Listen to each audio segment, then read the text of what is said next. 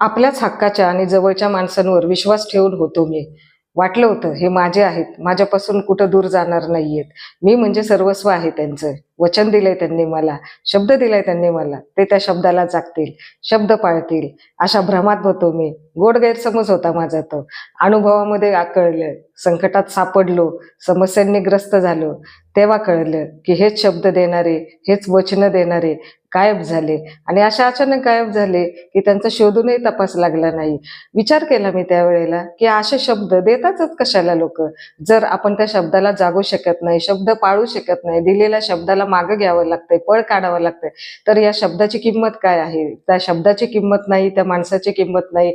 तर कृपा करून असे शब्द वापरू नका, असे शब्द देऊ नका, अशी वचनं असं देऊ नका. त्यामुळे माणूस गाफील राहतो, तो अपेक्षेवर राहतो की याने मला शब्द दिला, याने मला वचन दिलेले, तो त्या शब्दाला जागेल, त्या वचनाला जागेल. परंतु हा गोड